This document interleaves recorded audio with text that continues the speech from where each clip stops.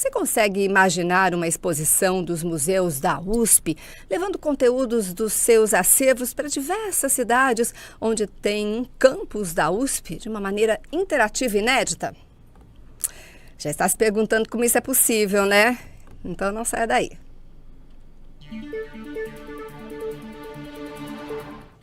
Vamos conversar agora com o professor Hussam Zahher, pró-reitor, adjunto de Cultura e Extensão Universitária e coordenador da exposição, e também o professor José Tavares Correio de Lira, diretor do MAC. Muito bem-vindos. Obrigada por estarem por aqui. Eles estiveram nesta manhã já inaugurando a exposição inédita e gratuita USP 90 anos, uma jornada imersiva pelos nossos museus.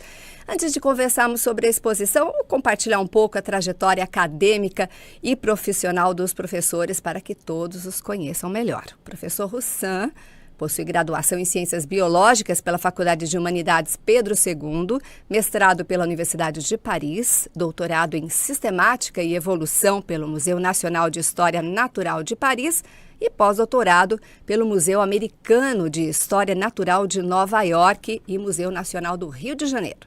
É professor titular do Museu de Zoologia, também pesquisador vinculado ao Museu Nacional de História Natural de Paris e pesquisador associado do Museu Americano de História Natural. Foi diretor do Museu de Zoologia da USP e atualmente é pró-reitor adjunto de Cultura e Extensão da USP e coordenador, claro, da exposição USP 90 anos, uma jornada imersiva pelos nossos museus, que foi aberta para visitação hoje, lá na área 2 da USP São Carlos, e se estende até o dia 6 de setembro. Muito bem, agora o professor José, que é titular da Faculdade de Arquitetura e Urbanismo da Universidade de São Paulo, em regime de dedicação integral à docência e pesquisa, formado em Arquitetura e Urbanismo pela Universidade Federal de Pernambuco e em Filosofia pela Universidade de São Paulo. Também é doutor pela FAU-USP. E olha que interessante, ele foi professor do IAL, atual IAL, aqui de São Carlos, que é o Instituto de Arquitetura e Urbanismo, de 1998 a 2003, né, professor? Que bacana. Já esteve aqui pela USP de São Carlos também. Foi diretor do Centro Cultural Maria Antônia da USP e atualmente é diretor do MAC, o Museu de Arte Contemporânea da USP.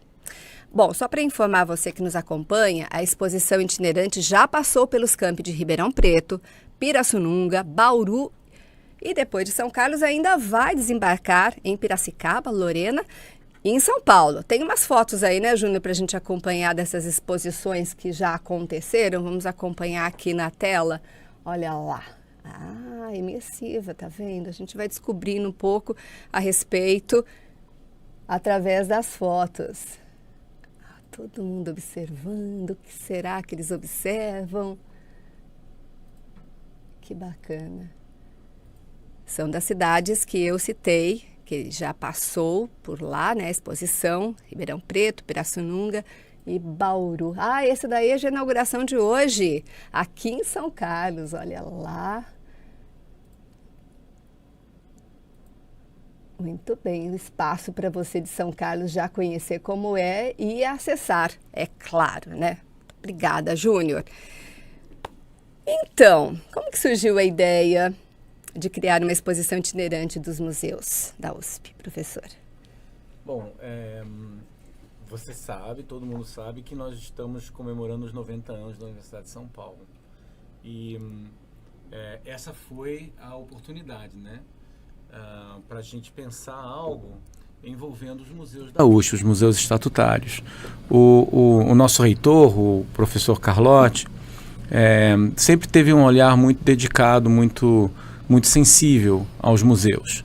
E ele sugeriu isso, ele sugeriu essa ideia. Por que não levar os museus da USP para o interior de São Paulo através dos nossos campi do interior? Ainda bem, né? Que ele tem essa ideia. E jogou esse desafio no nosso colo. Uhum. Então nós tivemos que nos debruçar, né, nessa proposta que foi pensada pelo reitor e pela vice-reitora há 1 ano e meio atrás. E um dos grandes desafios, o primeiro grande desafio que a gente teve que enfrentar foi a estratégia de levar peças dos acervos dos museus para o interior, quer dizer, tirá-las de dentro dos museus e transitá-las. Para alguns dos nossos museus, para 2 museus especificamente, o Museu Paulista e especialmente o MAC, e aí o nosso colega vai poder falar um pouquinho sobre isso. Algumas peças exigem seguro altíssimo, e só para sair das paredes do museu. Então a gente teve que pensar numa forma híbrida de levar essas exposições, e assim surgiu a ideia de fazer uma parte imersiva.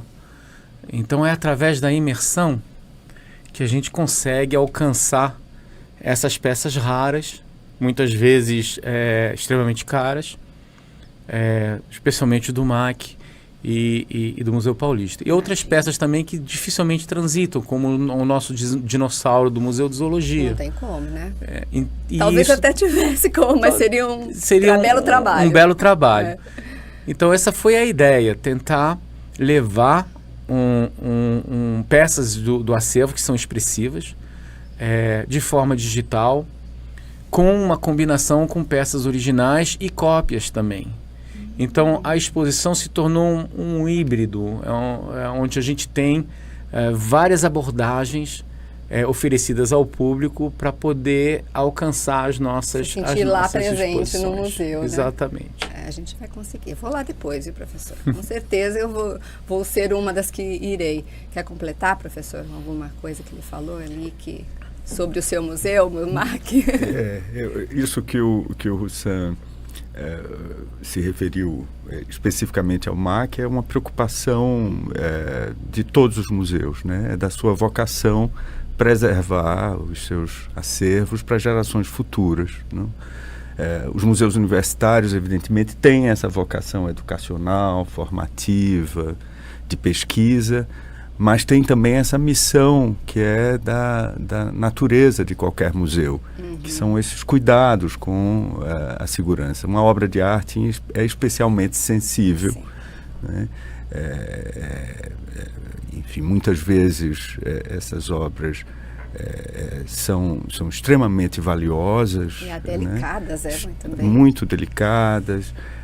Então, foi muito bonito ver a solução encontrada dentro dessa exposição, né? Em tão pouco tempo, eu diria, porque em tão pouco tempo, quer dizer, essa possibilidade de circular pelo espaço dos museus, conhecer um pouco dos seus acervos originais, né, através dessas reproduções visuais, e de uma maneira extremamente envolvente, né, atraente. Eu imagino, eu, um adulto, já me senti profundamente tocado com essa possibilidade de circular um pouco por essas instituições, olhar um pouco das suas reservas técnicas, olhar as suas galerias principais, conhecer as suas obras-primas, e bonito ver a réplica também de uma das mais importantes obras do acervo do MAC, reproduzida em resina, em tamanho natural,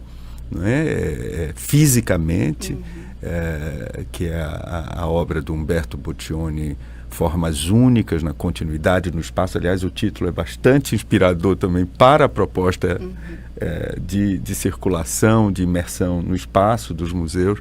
Mas, enfim, vê-la reproduzida, sua história contada, é talvez a mais importante obra do Boccioni, de 1913, que o MAC detém o seu original, né?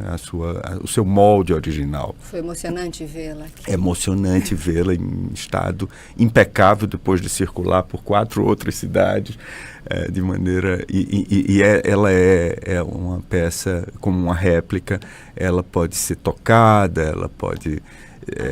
o público pode ficar longe, não precisa ficar longe, o visitante, curiosidade, né? Táctil, como toda escultura tem essa vontade, né? Imagina, que Bacana. E o reitor está acompanhando, porque ele veio aqui em São Carlos, né? Todas Sim. as inaugurações ele vai?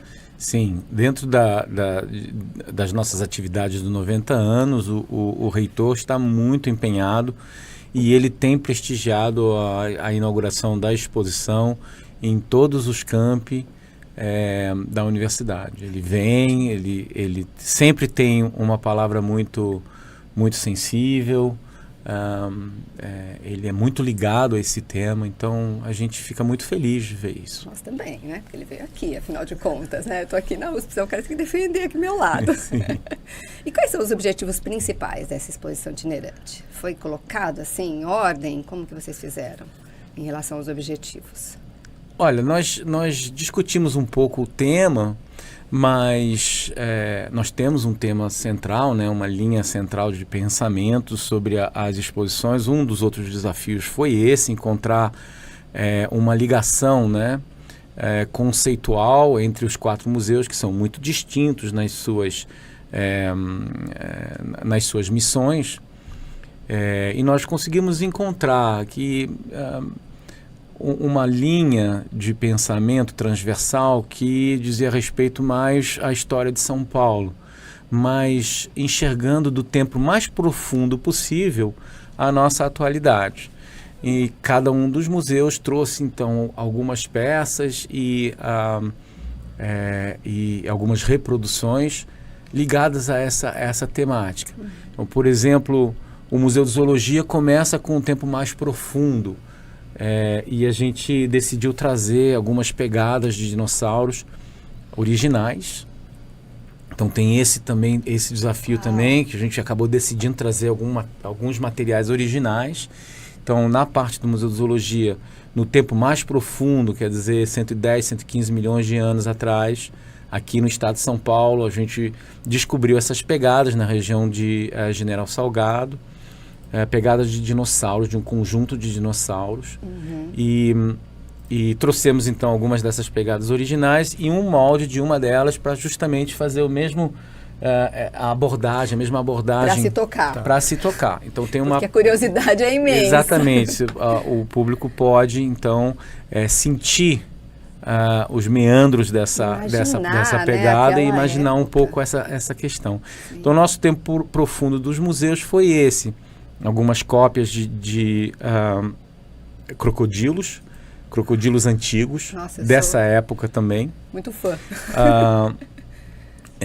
E já o MAI trouxe para a exposição peças muito raras do seu acervo, que dizem respeito aos primeiros assentamentos, aos primeiros registros de povos originários no estado de São Paulo.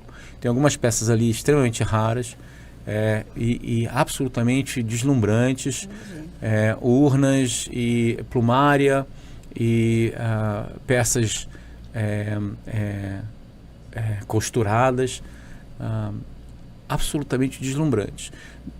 O Museu Paulista trouxe uma abordagem bem original, uma série de fotos históricas contando um pouco dos hábitos dos paulistas no século XIX até o início do século XX, um conjunto de fotografias muito bonitas, muito legais, associados também a um conjunto de peças de porcelana que contam inclusive uma história da industrialização do estado, né? Várias fábricas de porcelana no interior do estado produziram essas peças e nessas peças a gente consegue ver as marcas e contar um pouquinho dessa história mais recente. E obviamente pelo MAC, uma peça emblemática, né, uma escultura emblemática do Bottioni, que se eu não me engano é parte de um conjunto de peças emblemáticas do modernismo. Ela tem uma história muito complexa e extremamente interessante, porque do molde original tiraram-se vários outros moldes que foram repassados para outros museus no exterior.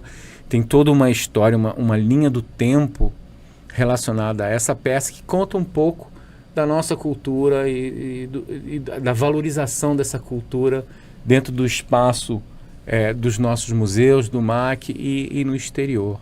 Então a gente tentou trazer essas questões nessa transversalidade, contando um pouquinho da história de São Paulo. Ficou muito bem pensado, ainda mais quem não tem acesso direto aos museus, por estarem lá em São Paulo. Eu, como sou paulistana, eu cresci indo visitar o Museu do Ipiranga, né? Tem uma coisa com o Museu do Ipiranga que todo mundo tem, eu acho que todo paulistano tem, né, esse apego com o Museu do Ipiranga. Mas as pessoas que estão em outras cidades, que não têm esse acesso, não podem ir até lá, pelo menos já tem por aqui um pedaço, né, do que é. E quem sabe futuramente não podem ir pessoalmente, né? Fica aquela vontade, né? Não é? Eu acho que a intenção é mais ou menos essa, não é? Plantar sementinha. Exatamente. Sabia. Então, já falamos dos museus que estão participando, né? Uma próxima pergunta, já falamos dos acervos, já foi englobado. E quais são os principais desafios logísticos? Realmente foi bem difícil, né, para organizar essa exposição. Acho que para trazer de uma cidade para outra, inclusive, levando para lá e para cá. Foi bastante desafiador, né? Foi. Tivemos algumas questões, mas muito interessantes, né? O desafio, ele traz essa expectativa, né? E nos ajuda a avançar. Nós temos, então, essa segunda parte da exposição, que é a imersão. A imersão foi um desafio muito importante e até o último momento a gente tinha um pouquinho de receio. Nós, dos museus que nós somos quase nada acostumados com as tecnologias imersivas, que estão avançando de um jeito muito rápido, a gente se perguntava, né, será que vai dar certo? Mas é aí que vem um pouquinho da mágica da Universidade de São Paulo. A gente entrou em contato, graças à professora Maria Arminda, que sugeriu, olha, vamos conversar com o professor Zufo, que é o coordenador do Inova USP.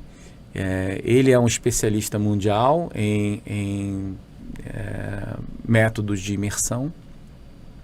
Então nós entramos em contato com ele e perguntamos se ele gostaria de participar dessa exposição lá no início.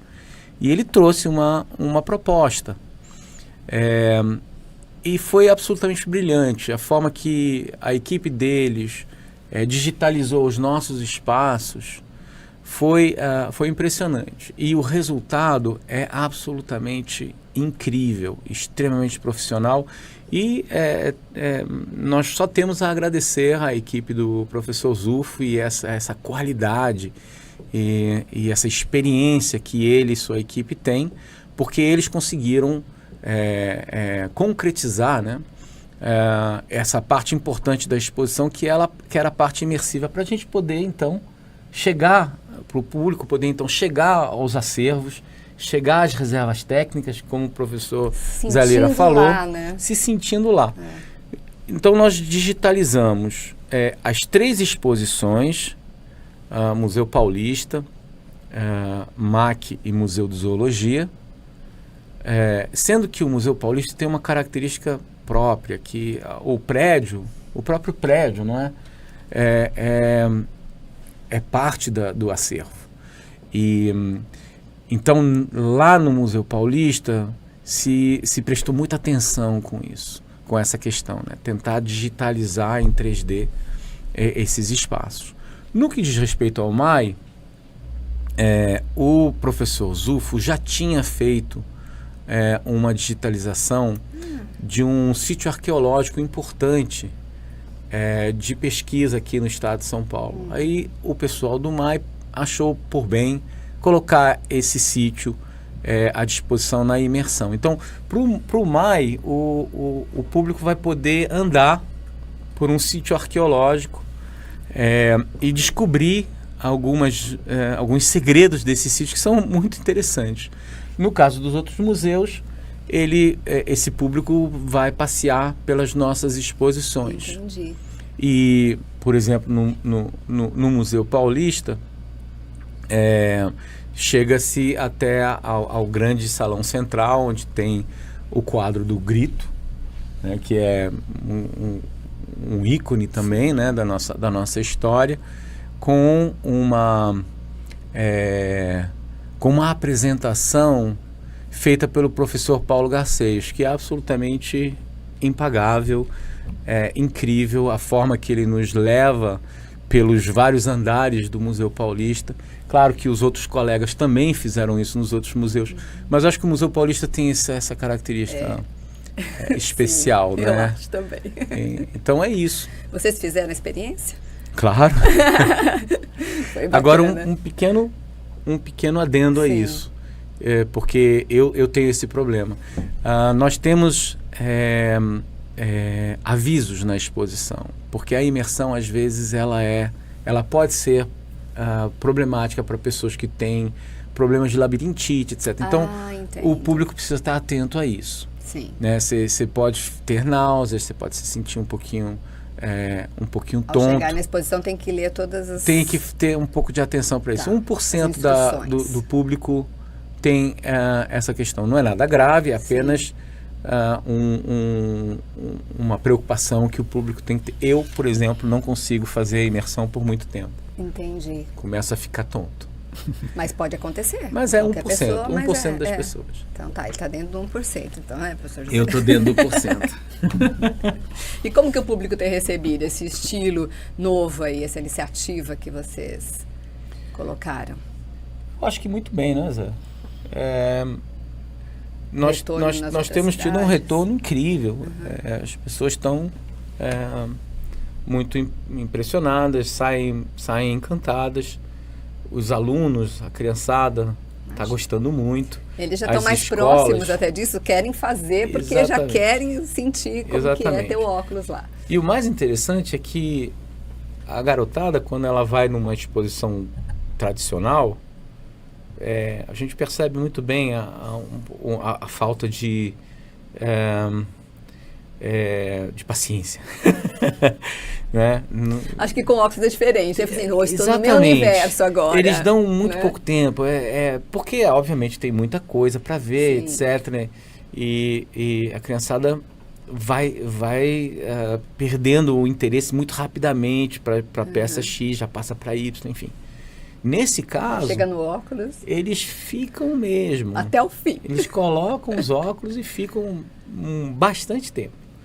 Talvez não até o fim, na maioria, mas bastante tempo. Mas é bacana. Quanto tempo mais ou menos tem da imersão? Olha, cada imersão... Agora você me pegou, não me lembro mais, mas eu acho que são imersões razoavelmente longas. Eu acho que é entre 6 e 10 minutos. Mas pode se escolher, então, de repente. Você consegue escolher, sim, você consegue, e se você consegue pular também, você consegue também fazer a imersão rapidamente. Você vai pulando. Tá bom. Mas como ela é muito interativa, existem peças que foram digitalizadas e inseridas na exposição imersiva, como pop-ups. Então fica muito interessante. Por exemplo, difícil na parte pular, né? Eu acho. Difícil. Na parte dos dinossauros do Museu de Zoologia, no Carnotauro, que é um terópodo grande que tem na entrada da exposição,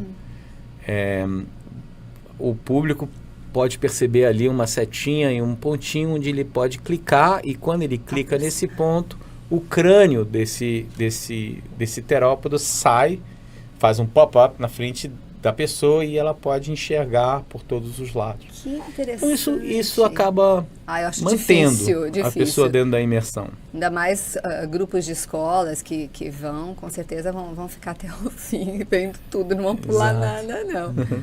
Quer complementar, professor José, algo que ficou faltando ou não? Eu acho que tem uma coisa sobre a questão do impacto, dos objetivos. Eu imagino que a Universidade de São Paulo é uma universidade pública, né? Já nasceu como uma universidade pública. E desde o início, essa aproximação da escola pública foi procurada, foi pretendida. Não por acaso a importância, desde os anos 30, em 34, quando a USP foi fundada, dos cursos de licenciatura, né? Então, de certo modo, a aproximação da universidade com a formação desses professores nas mais diversas ciências, mas também nas várias línguas, né? Na literatura, nas ciências humanas, mas também nas ciências exatas, passou pela Universidade de São Paulo e ainda passa, né? Nós temos cursos que são de licenciatura, que são referência nacional, né? E, de certo modo, a qualidade do ensino público no estado de São Paulo, ao longo dessas décadas todas, passou por essa ligação, né, entre a universidade e a escola pública. Nem sempre o público externo se dá conta de que, além das carreiras, dos seus cursos de graduação e pós-graduação, a USP detém esses tesouros que são os nossos 4 museus, tesouros de ciências, tesouros de artes, tesouros das humanidades, que compõem um patrimônio que vem colaborando e contribuindo com também as várias disciplinas, várias áreas de conhecimento.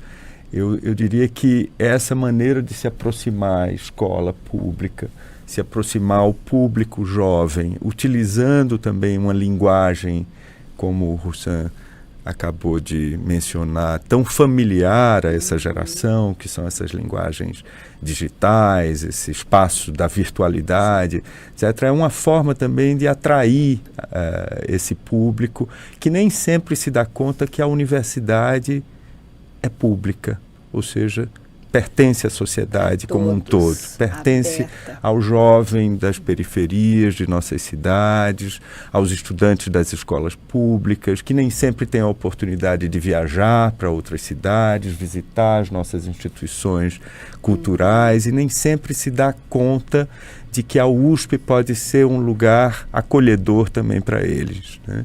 Então, eu acho que esse impacto que é subjetivo também, né, sobre as aspirações de vida que talvez um jovem, um adolescente possa vir a ter em relação a esses campos de conhecimento que podem ser apaixonantes e não só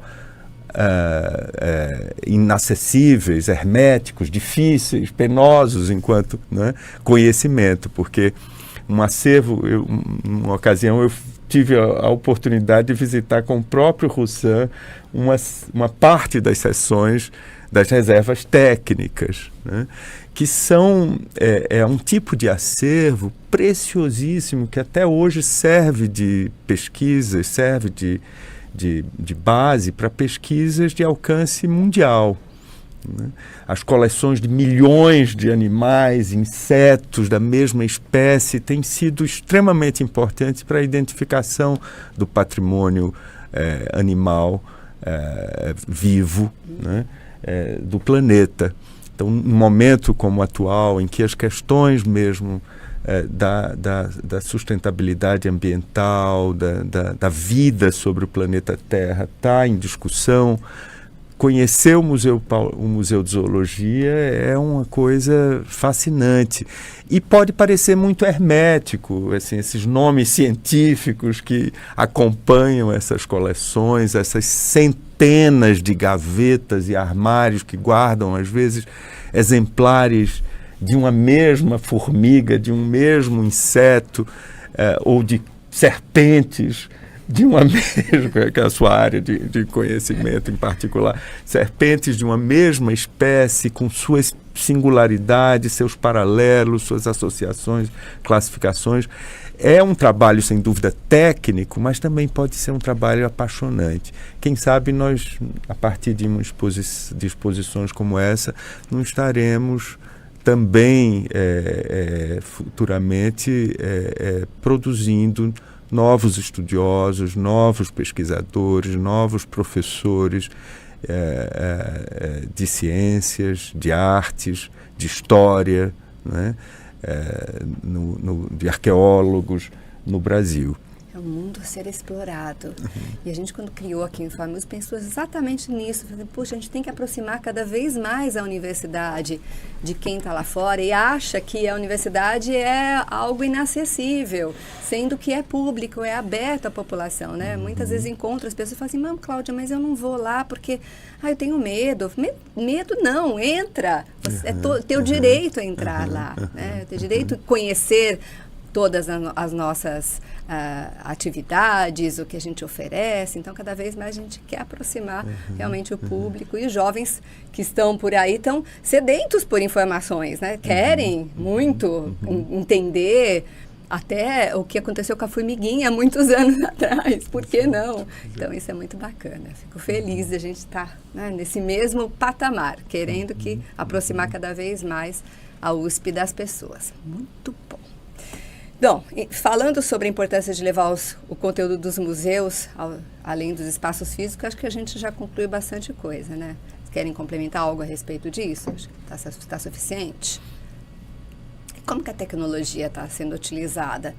Além do que a gente comentou aqui, tem alguma outra experiência para os visitantes ou vamos deixar no suspense, assim? Olha, eu acho que já é muita coisa o que a gente conseguiu montar lá. Essa também é um passo nosso de aprendizado, né? Sim. De tentar estender as nossas estratégias, né?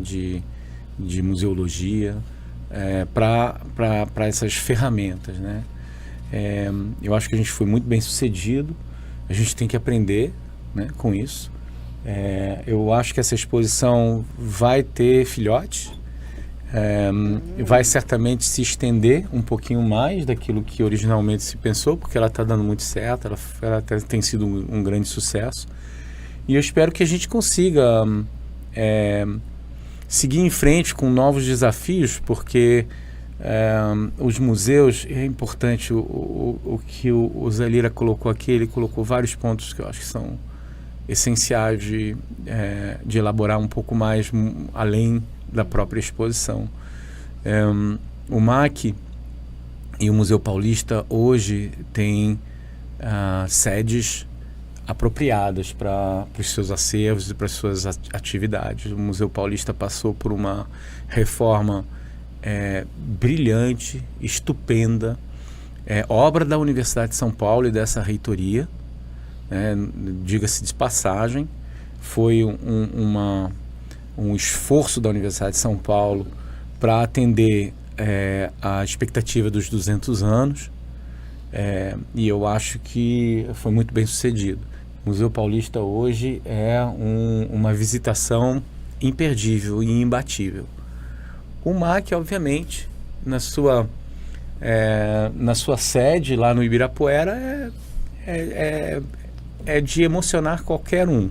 É um ícone para qualquer pessoa que chega em São Paulo quer ir lá no Ibirapuera. E o professor vai ter esse desafio também, né, de aproveitar esse espaço. Enfim, é impressionante o que o MAC é capaz de oferecer.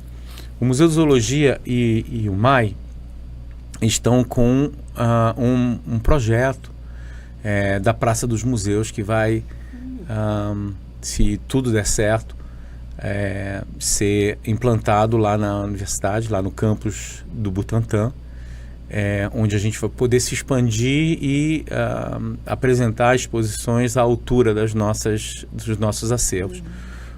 O Museu de Zoologia tem mais de 10 milhões de exemplares de seres vivos da nossa biodiversidade, e o MAI tem um acervo de centenas de milhares de exemplares de peças que representam, os dois acervos representam os maiores acervos de etnologia, arqueologia, zoologia e paleontologia do Brasil e, para alguns casos, da América Latina. Nossos museus são muito expressivos nesse sentido e as pessoas não se dão conta disso. Agora, quando a gente faz o paralelo com o mundo, é que as questões aparecem com mais força. Porque o brasileiro tem essa mania, né, de não olhar para si próprio, não entender... Valoriza mais o exterior do que o próprio... infelizmente. Vou dar um exemplo muito simples. Harvard. Harvard tem vários museus exatamente como os nossos, dentro da sua estrutura. Oxford, mesma coisa. A Universidade da Califórnia, mesma coisa. As grandes universidades do mundo, as melhores universidades do mundo, detêm museus. Museus com acervos expressivos, tanto na arte quanto nas ciências. Então nós temos nossos homólogos lá.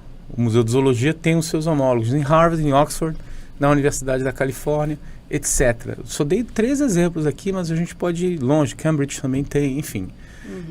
Isso é parte, e essas universidades entendem, essas universidades centenárias entendem isso.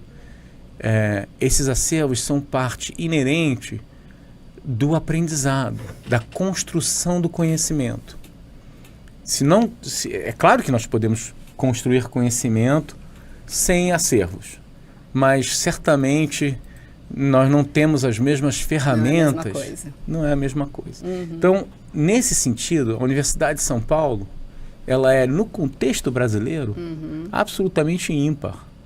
E no contexto latino-americano também. Esses museus têm essa mesma importância. E eu acho que é isso que a gente está tentando também trazer para o público. Valorizar o nosso. Valorizar o nosso, enxergar que existe esse universo, que ele está disponível para os alunos, que ele está disponível para as novas gerações.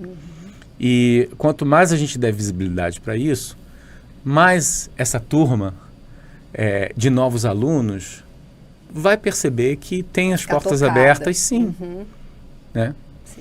É isso que eu queria só acrescentar, né, nessa questão.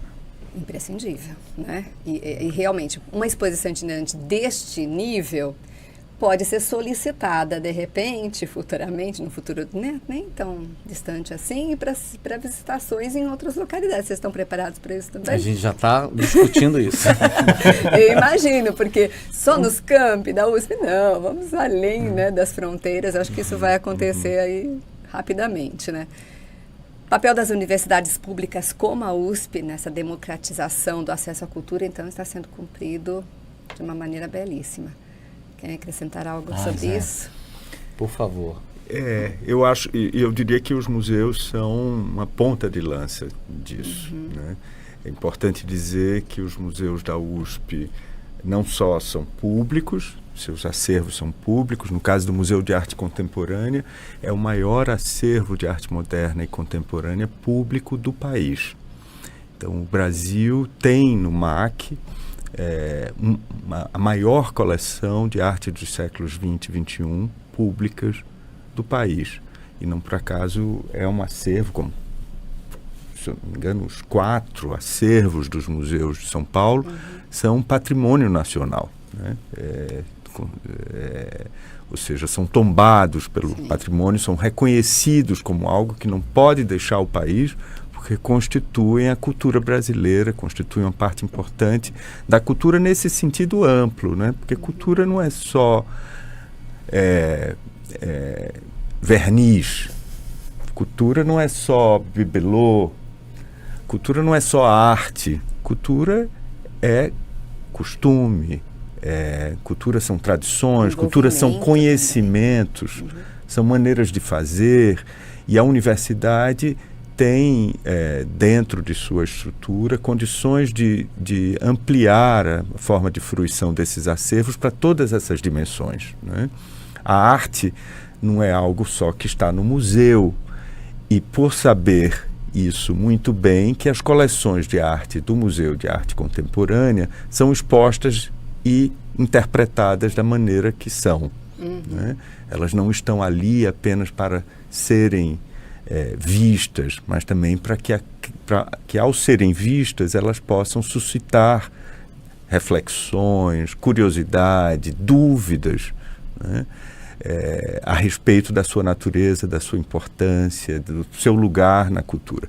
Então, eu diria que dentro de uma universidade, você disse muito bem, dentro de uma universidade, os museus têm uma porta de acesso à cultura e ao público em geral, não diretamente vinculado às universidades, mas ao público externo, às universidades, muito importante.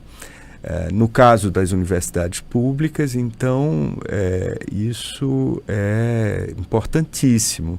É lógico que hoje, na cidade de São Paulo, no estado de São Paulo não tanto, mas na cidade de São Paulo nós temos uma infraestrutura de museus, ou uma infraestrutura cultural muito robusta, né? As cidades do interior, poucas têm essa infraestrutura. Então, essas tecnologias novas, ou iniciativas como essa da exposição dos 90 anos, essa exposição itinerante de circular pelas cidades do interior, é também uma forma de democratização, né? Ao regionalizar-se, ao atingir públicos que nem sempre frequentam essa infraestrutura ou têm acesso a essas instituições, nós estamos contribuindo para a formação de públicos potenciais de cultura. Sim. E eu diria mais um aspecto. Hoje a cultura e o papel dos museus tem sido vista não só como a partir do registro do consumo cultural, mas também da produção cultural.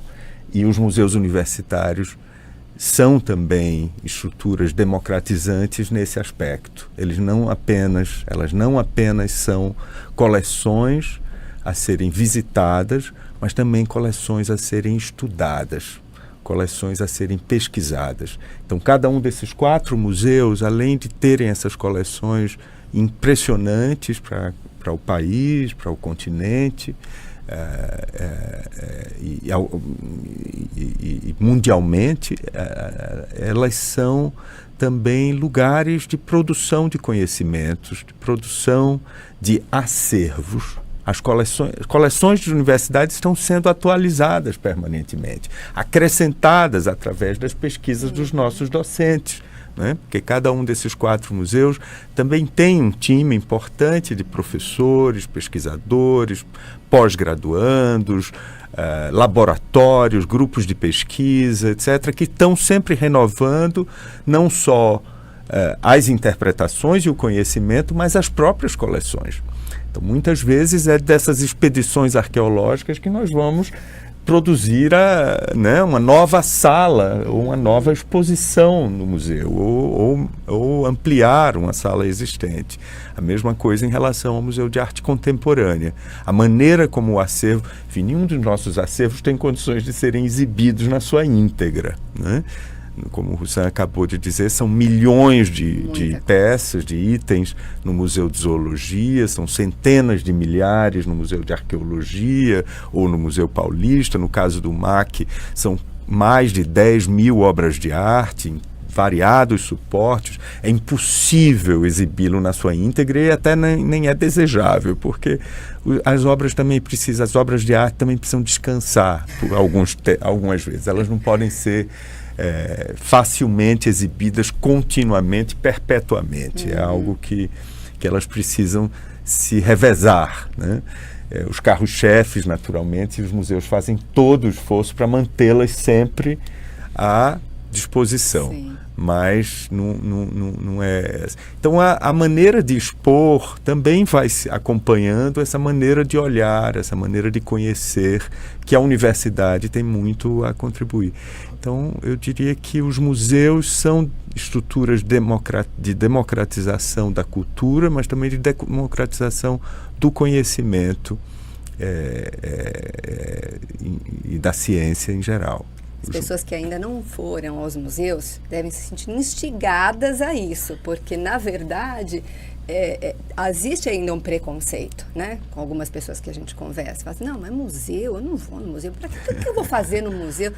É que você não foi ainda ao museu. Você tem que ir ao museu para entender o quanto você vai ficar instigado com tudo que você vai ver, né? E talvez agora, fazendo esse trabalho, talvez não, com certeza esse trabalho que vocês estão fazendo, vão colocar mais essas ideias nas cabeças. Eu estou perdi de não ir até lá para ver isso aí, puxa vida, e começar a pensar cada vez mais da importância que isso tudo tem, né? Que não é à toa que existem museus, tudo tem um porquê, né? Tem aquilo de cultura que você vai levar para a sua vida, então é importante. Eu acho que realmente vamos ficar são carlenses todos instigados e querendo ir lá, pelo menos ver essa exposição. Área 2 da USP. Área 2 da USP. E não tem desculpa, porque até os sábados vai ficar aberto, até às 6 da tarde. Então, o horário está bem estendido, de segunda a sábado, então dá para todo mundo Eu já soube, o professor Guilherme Cipaí acabou de me dizer que já tem mais de 1.600 turmas de escolas agendadas para visitarem essa exposição. Os professores estão organizadíssimos. É uma novidade, né? Isso é imperdível, não dá para. Ainda bem que vai ficar até setembro, aí dá tempo de todo mundo ir. Professores, por favor, eu queria agradecer, mas antes eu vou pedir que cada um deixe uma mensagem olhando para a câmera de vocês ali, que seria uma mensagem em forma de convite. Diga, Júnior, eu não entendi. Aqui, o quê? Não. Fala, pode falar. Professor Rasson primeiro. Tá bom, professor Rasson primeiro. Por favor, professor.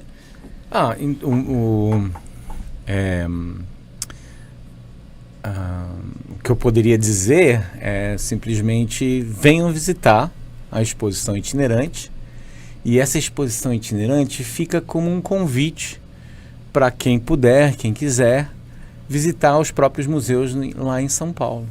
Esse é o grande convite que eu gostaria de deixar aqui para todos e todas. Estender até São Paulo. Estender até São Paulo. Professor José Tavares. Aproveitando, então, esse convite do professor Roussan, eu queria também convidar a todas, a todos que venham visitar o Museu de Arte Contemporânea da USP, que fica aberto de terça a domingo, de 9 da manhã às 9 da noite, a frequentarem as nossas atividades educativas, culturais. O Museu de Arte Contemporânea fica localizado, como já dito, no Parque Ibirapuera, portanto, de fácil acesso, de fácil localização, numa área bastante central da cidade de São Paulo. Então, da próxima ida a São Paulo, por favor, venham conhecer esse acervo público de arte moderna e contemporânea. Por este horário estendido, não tem desculpa. Vou para São Paulo, não tem um tempo? Por favor, até as 9 da noite. Né, professor? Tem que ir mesmo. Só agradecer demais, professor Roussan Zaher, pró-reitor adjunto de Cultura e Extensão da USP e coordenador Obrigado pelo convite da exposição também. USP 90 anos. Obrigada por estar aqui com a gente. E o professor José Tavares Correia de Lira, diretor do MAC, muito obrigada. Muito obrigado. 2 referências aqui para toda a universidade, tenho certeza que todo mundo virá. Muito obrigada. Lembrando que a mostra pode ser visitada de 5 de agosto a 6 de setembro, de segunda a sábado, das 9 da manhã às 6 da tarde. Tem bastante tempo no Centro de Convenções da Área 2 da USP de São Carlos. O acesso é pela Avenida José Antônio Santilli, número 2000, próxima região do Parque Faber. Quem não conhece aquela área ainda deve conhecer, porque é linda, além de tudo, super arborizada, vocês vão adorar. A visitação do público, em geral, não requer inscrições prévias, mas se você quiser trazer o seu grupo, como foi falado aqui, né? Muitas escolas já estão ali no aguardo de participarem, de irem para conhecer a exposição. Então, agende a sua visita em expomuseus90anos.usp.br. Está aí na tela para você. Ou apenas apareça. Ou apenas apareça. Também, é isso como o professor gratuito. falou. Ou de graça, sempre. Nossa universidade é pública e gratuita, gente. Então, está aberta a você, por favor, vem para a USP. Obrigada, professores. E você que nos acompanha, não se esqueça de se inscrever no nosso canal do YouTube, @USP São Carlos, este mesmo que você está nos vendo agora, para acompanhar todas as edições do nosso videocast e diversos shorts e ainda compartilhar o nosso conteúdo. Os vídeos curtos também são disponibilizados para você, não só no YouTube, como também no Facebook, Instagram, TikTok, o X e o Threads.